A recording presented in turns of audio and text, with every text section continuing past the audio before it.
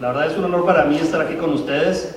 Me siento un poquito nervioso porque ya los doctores Aldo y Osvaldo me pusieron la vara muy alta.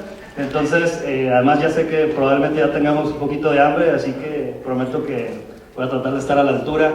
Quiero agradecer al doctor Rafael Paz, al doctor Raúl Ibarra, por la invitación, a todos los miembros del Colegio de Radiología e Imagen del Estado de Guanajuato, también a la doctora Rosa María Lanís, que viene en representación de la Federación. Muchas gracias. Y pues vamos a hablar ya del tema de radiómica. Entonces, vamos a tratar de profundizar un poquitín. Yo sé que toda esta parte del análisis cuantitativo a veces puede llegar a ser un poquito tediosa, pero como mencionaba el doctor Aldo, definitivamente es algo que ya se está realizando y que vamos a tener que convivir con ello. Entonces, vamos a hablar un poquito del término ómica. ¿De dónde viene este término ómica?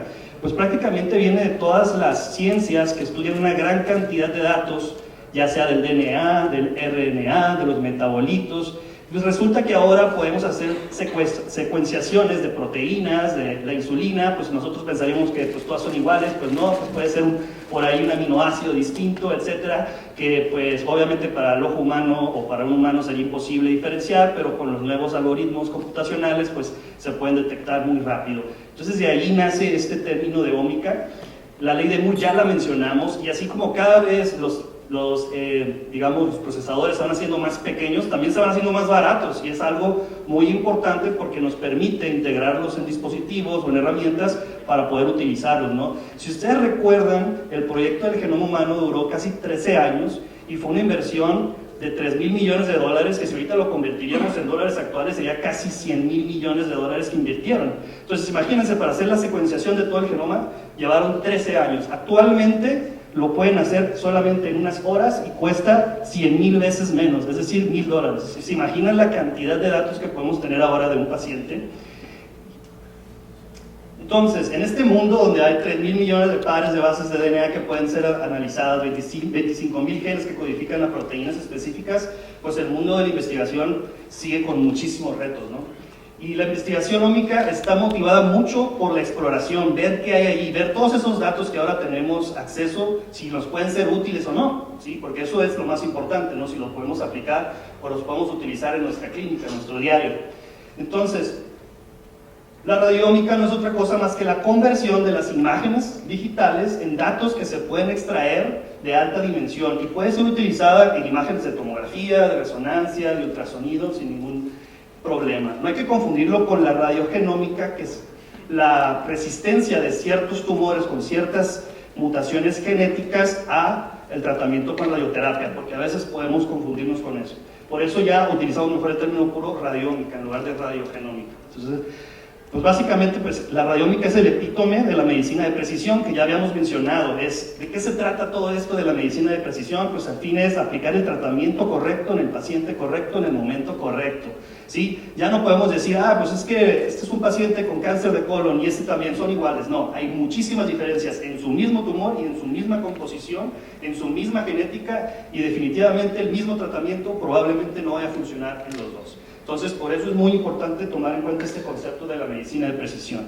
Recordemos que en un solo voxel hay millones, en un solo estudio hay millones de voxeles con información, ¿sí? Y todos nos van a dar información en cuanto a forma, tamaño y textura, ¿sí? Cientos de características, como decía el doctor Aldo, de la radiómica pueden ser analizados en una imagen, pero otra vez vuelvo a lo mismo, hay que ver cuáles de esas características pueden ser utilizadas. Este modelo lo traigo para que pongamos un poquito de atención en la parte de cómo se hace la investigación en radiómica. Normalmente pues vamos a empezar con los estudios de imagen, lo voy a señalar acá para que todos lo podamos seguir más fácil. Los estudios de imagen, que como ya lo mencioné, puede ser tomografía, resonancia, ultrasonido.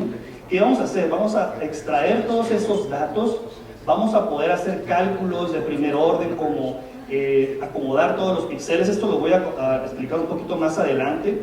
Al fin de cuentas es análisis cuantitativo de la imagen de características que como humanos no podemos ver ni medir, y esto que viene por acá, combinarlo con información clínica, con información proteómica, genómica, para hacer ahora sí algoritmos de inteligencia artificial o modelos que nos ayuden a hacer toma de decisiones y tratamientos personalizados en nuestros pacientes, ¿sí?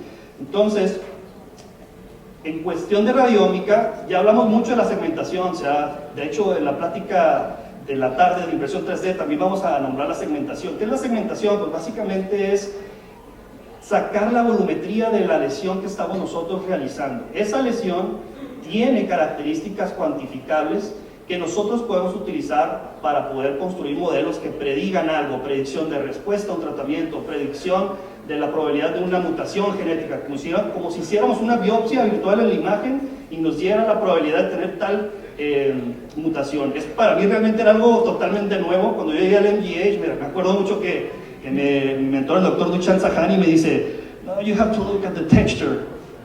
Y yo me quedé, ¿la textura? ¿Qué es eso? The texture of the colon. Yo, la textura del colon, pues no sé de qué me está hablando, o sea, no tenía la menor idea de lo que me estaba diciendo.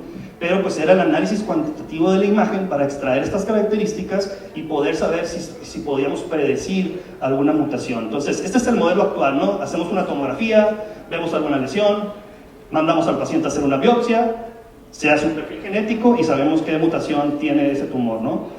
La propuesta del modelo radiómico es hacer la tomografía, hacer un análisis cuantitativo de la imagen y arrojar una probabilidad de mutación. Como hemos mencionado, podemos sacar muchísimos datos y obviamente muchos de esos datos son redundantes. Esto que estamos viendo aquí es una matriz de covarianza, que básicamente es saber cuál es la correlación entre todas estas características que yo extraje de la imagen, las comparo contra las mismas, pero quiero saber cuáles de ellas son redundantes. Obviamente las que cuando comparo una con la misma, pues es 100% de correlación, pero todas estas que están por acá, que no son correlacionables y que podrían o no tener algún, digamos, representación biológica que podamos utilizar para predecir, son las que nos interesan.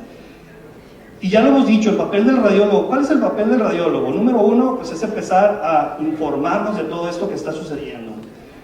Las bases de datos bien etiquetadas, si nosotros tenemos los estudios de imagen organizados, bien etiquetados, acuérdense que en un futuro las bases de datos que estén bien organizadas van a ser oro, ¿sí? Todas las empresas de inteligencia artificial necesitan datos y necesitan pacientes. Ellos no los tienen, los tenemos los radiólogos, ¿sí? Entonces, aquel que le invierta a hacer una buena organización de sus bases de datos, pues va a estar creando su propia mina de oro para poder venderlo a todas las compañías de inteligencia artificial que necesitan los datos para poder hacer sus algoritmos. Entonces, pues ya sabemos que existen, por ejemplo, la división del Cancer Treatment Diagnosis, la parte cuantitativa, que pues su objetivo es desarrollar estos métodos cuantitativos para poder hacer ensayos clínicos en nuevas terapias contra el cáncer, o la Quantitative Imaging Biomarkers Alliance del RSNA, que básicamente lo que nos promueve pues es la validación, la confiabilidad de los datos, la reproducibilidad de los datos, y para eso pues tenemos que nosotros garantizar que nuestro hardware y software esté actualizado para que estos datos puedan estar etiquetados de una manera correcta. Algunas aplicaciones en cuanto a la radiómica ya como tal, pues sirve por ejemplo para el diagnóstico de tumores comunes o raros. Muchas veces ¿cuántas veces no nos hemos enfrentado a un tumor que no tenemos la menor idea de qué estirpe patológica es? Pues la radiómica podría ayudarnos, como bien mencionaban mis predecesores, a tomar una mejor decisión, ¿sí? El algoritmo ya nos puede decir, oye, en base a la firma radiómica de este tumor, la probabilidad de que sea esto pues es de tanto, ¿no? Obviamente el radiólogo al final del día va a tomar la decisión final, ¿verdad? Yo la verdad veo imposible que el algoritmo de inteligencia artificial reemplace al médico radiólogo y que se haga cargo de todo, además que éticamente y por las leyes me parece que es algo que no va a suceder jamás. Y el radiólogo va a estar ahí para validar y va a ser más fácil y más hábil y va a poder ver más estudios más rápido, ¿no? Entonces, el análisis de la textura, que es una parte de la radiómica, pues también nos ayuda a cuantificar qué tan heterogéneo es un tumor. Si nosotros recordamos, entre más heterogéneo haya, o más heterogéneo sea un tumor, normalmente son tumores que se comportan más agresivos o presentan mayor resistencia al tratamiento. Pero si yo les pregunto a ustedes, les digo, oye, a ver, ese tumor que estamos viendo aquí, ¿qué tan heterogéneo es? No, pues sí es heterogéneo. ¿Y este? No, pues más o menos, un poquito menos, pero ese poquito menos o ese poquito más, realmente no lo podemos cuantificar. Pero este tipo de análisis cuantitativo, claro que lo puede hacer. Entonces, vamos a poner por aquí un ejemplo de cómo tenemos un tumor, por ejemplo, en el riñón, ¿no? Vamos a ver aquí, hacemos una región de interés. Y entonces estamos viendo que estos píxeles o esos voxeles que yo estoy dibujando los puedo separar para poder analizarlos, distribuirlos, y me va a dar pues un histograma, ¿no? Ese histograma yo le puedo medir varias cosas, ¿sí? Como el promedio de la unidad de Hounsfield, les puedo que me diga cuál es el promedio de los píxeles que son positivos, que están por arriba de 0 unidades. Le puedo pedir que diga la irregularidad del histograma, que eso se le llama entropía, y que la entropía es una de las características radiómicas que más se ha asociado a la heterogeneidad de los tumores. O puedo decirle, oye, ¿sabes qué? Dime la desviación estándar. Todos estos datos, por ejemplo, la oblicuidad, en inglés es skewness, me dicen datos que obviamente como un humano o un radiólogo pues jamás voy a poder ver, porque para empezar, pues no, imagínense cuánto tiempo me tardaría en medir cada voxel y luego sacar todo esto en una matriz, etc. Entonces esto pues prácticamente lo hace automáticamente los softwares de radiómica y nos arrojan todas esas variables, ¿no? Entonces, vamos a ver un par de ejemplos, que esos ya fueron producto de investigación, vamos a ejemplificar. Por ejemplo, este paper tuve la oportunidad de trabajar, este fue el producto de mi Research Fellow que hice por allá en el Mass General, y lo que queríamos hacer es si las características radiómicas del cáncer del colon nos podían permitir predecir si el paciente o el tumor tenía una mutación en el gen BRAF, y también la supervivencia a 5 años. Entonces, si nosotros vemos las guías de la NCCN, sabemos que saber la mutación genética del cáncer de colon es muy importante, porque cada uno, si es mutación KRAS, NRAS, BRAF, cada uno tiene un comportamiento biológico distinto. Entonces no funcionan los mismos tratamientos, por eso es muy importante saber la caracterización genética. Obviamente en lugares como el Mass General Hospital, donde el presupuesto es impresionante para investigación, a todos les hacen un perfil genético. Pero he ahí la utilidad de este tipo de herramientas. Cuando las tengamos, pues no vamos a necesitar hacer un perfil genético para saber, o la alta probabilidad de tener un gen, ¿sí me explico? Entonces eso tiene un gran valor clínico. Entonces en este estudio lo que hicimos fue de 331 pacientes, buscamos cuáles con perfil genético, a todos con tumor de colon y perfil genético, es decir, sabíamos qué tipo de mutación tenían en el cáncer.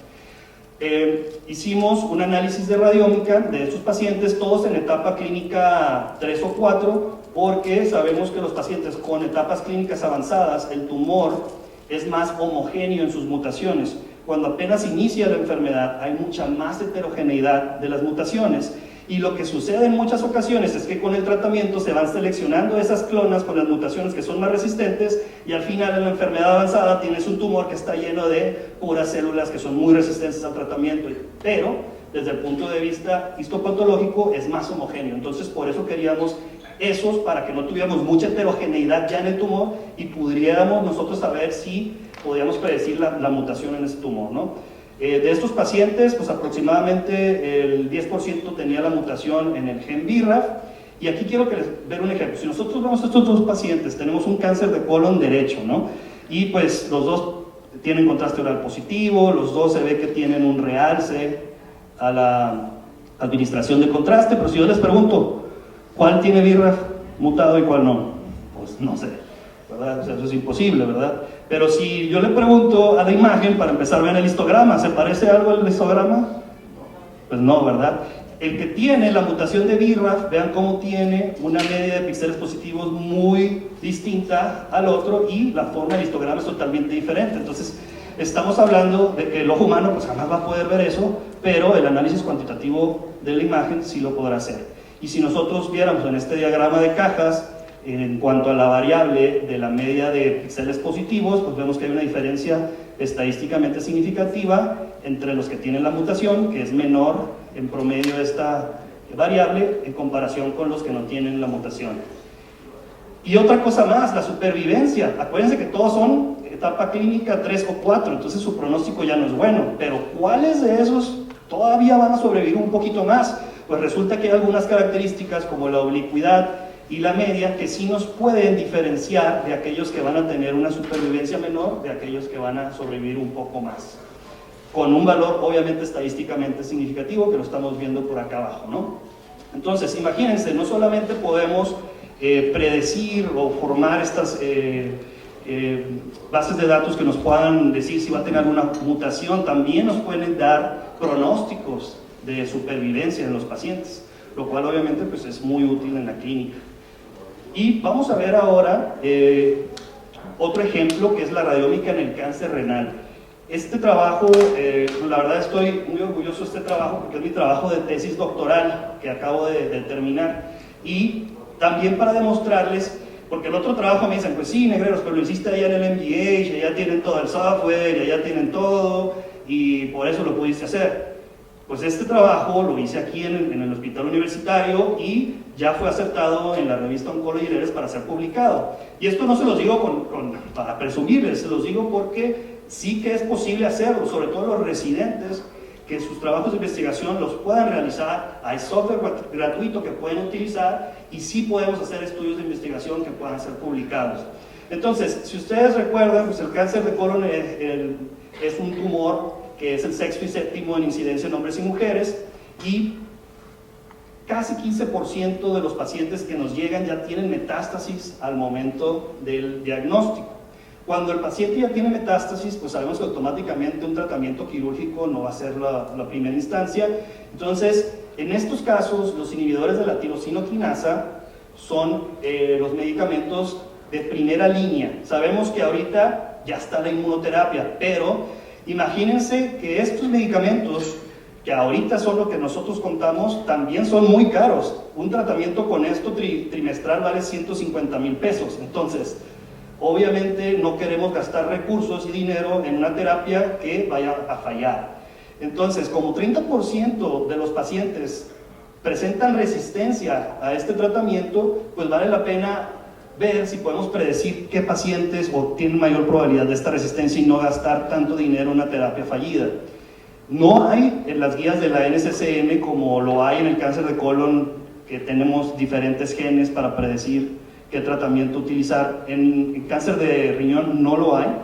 Entonces es importante buscar este tipo de biomarcadores, ¿no? Entonces podemos predecir con el análisis de la textura radiómica la resistencia al tratamiento con ITK. Pues nosotros hicimos un análisis con este software, el software LifeX. Es un software de licencia libre, francés, que todo el mundo puede bajar hoy si quiere, y puede hacer análisis de radiómica sin ningún problema.